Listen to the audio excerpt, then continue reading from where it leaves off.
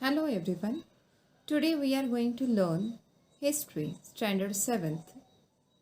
Lesson number 3. Name of the lesson is Religious Synthesis. Synthesis is meant by combination, integration or unification we can say. Diversity is an important characteristic of our Indian society. Diversity of languages, diversity of religions. Considering these features, the Indian constitution has also adopted the principle of secularism. So what is meant by secularism? In secular state, all the religions are considered as equal. No one religion is considered to be the state religion, as well as the citizens are free to follow any religion. Even the state cannot discriminate on the basis of the religion. In medieval India too, attempts to bring religious synthesis in social life were made on the basis of this principle. Among these efforts, the Bhakti Moment, the Sikhism as well as Sufi sect have a significant or important place. These different streams of thoughts arose in different parts of India. They emphasized harmony between the different sects and religions along with the devotion to God. We shall study them in this chapter. Initially, rituals and Brahma Gyan, we can say, were greatly emphasized in the Indian religious life. In the medieval period, they gave way to Bhakti Moment. The saints from these sects gave the way to Bhakti Moment. It is meant by the path of devotion. Way to Bhakti is meant by path of devotion. The Bhakti movement used the common people's language instead of Sanskrit, and this helped the development of regional languages. Now let us see how Bhakti movement emerged and how it got spread all over India. It is believed that the Bhakti movement originated in South India. The Nainar and Alwar Bhakti movements emerged in this region. The Nainars were devotees of Shiva and the Alvars were devotees of Vishnu. As well as there were also attempts to bring the Shiva and Vishnu together, and Harihar idols which depict half Vishnu and half Shiva were produced in this period on large scale. The Bhakti movement preached values like love of God, humanity, compassion, mercy, as well as equality. Ramanuja and the other acharyas strengthened the base of Bhakti movement in South India. Even his teachings had great impact in North India also. He told people that God is for all and God does not discriminate. Sant Ramanand strengthened the Bhakti movement in North India. In 15th century, Saint Kabir is a well-known saint in Bhakti movement. He was against idol worship, vratas. He didn't give importance to places of pilgrimage. For him, truth was God. He wanted to bring about Hindu-Muslim unity. He criticized the extremely orthodox people in both Hindu and Muslim religions in strong terms.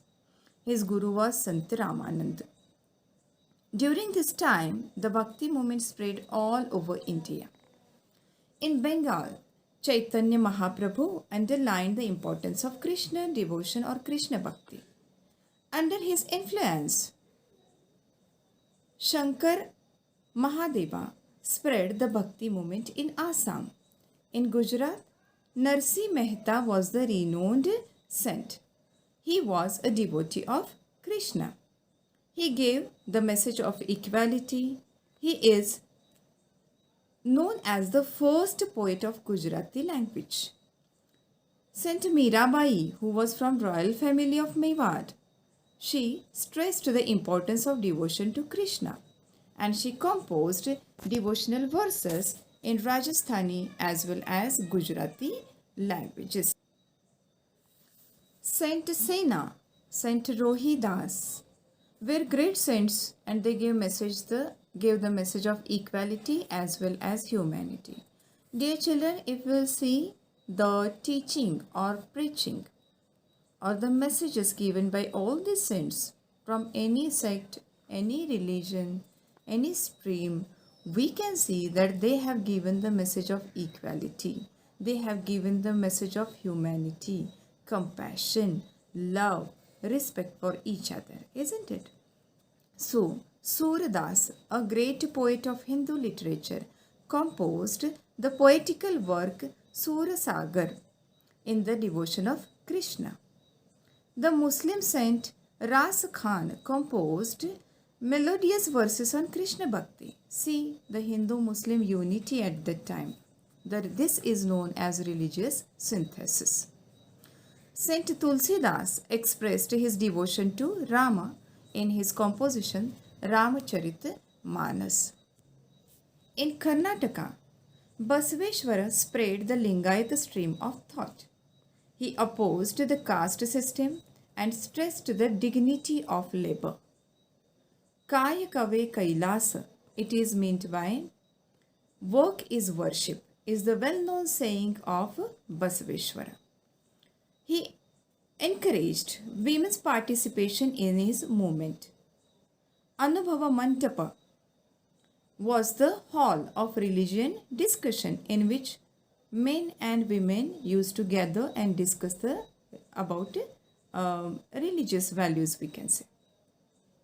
He conveyed his teachings in language of the people, that is Kannada, through the medium of Vachana literature. His followers have composed their work in Marathi also. Of these compositions, Paramarahasya, composed by Manmath Swami, is very well known. Great saints in Karnataka include Pampa, Purandara Das, and others composed many devotional verses in Kannada. Now let us see how Bhakti Moment spread in Maharashtra. In 18th century, Chakradhara Swami in Maharashtra founded the Mahanubhava Pantha. This sect preaches devotion to Krishna. Sri Govinda Prabhu was his guru. Sri Chakradhar Swami supported equality.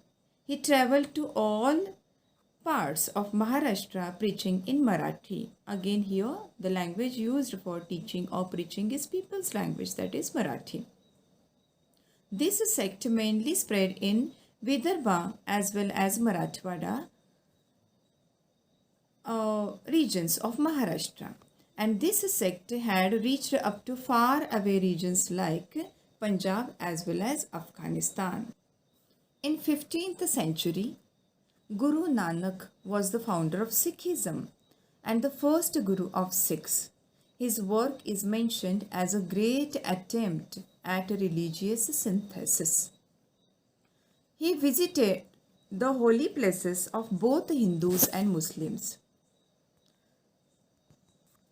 He realized that the Hindu and Muslims, everywhere the feeling of devotion is the same. His teaching aimed at achieving Hindu-Muslim unity. The followers of Guru Nanak are known as Sikhs. It is meant by Shishas or disciples. Adi Grantha or Guru Granth Sahib is the holy book of Sikhs. It includes the compositions by Guru Nanak, Sant Namdev, Sant Kabir and other saints. Guru Nanak was succeeded by 9 Gurus of Sikhs. Guru Gobind Singh was the 10th Guru. After Guru Gobind Singh, Sikhs regard the Guru Granth Sahib as their Guru. The Sufi sect is a sect in Islam. The Sufi saints believed that God is full of love and the only way to reach Him is through love and devotion. Khwaja Moinuddin Chishti, Sheikh Nijamuddin Auliya were great Sufi saints. The teachings of Sufi saints led to Hindu-Muslim unity. Sufi music has made valuable contribution to Indian music. If we try to think the reasons why the Bhakti movement spread all over India and even crossed the boundaries, that is because the path of Bhakti taught by the saints was easy to follow for common people. Secondly, the Bhakti movement was open for all men and women. Nextly, the saints expressed their thoughts in the common people's language.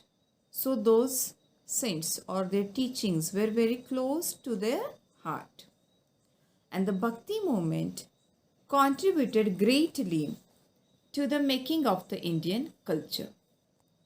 Hope you understand the importance of the work of saints during this Bhakti movement.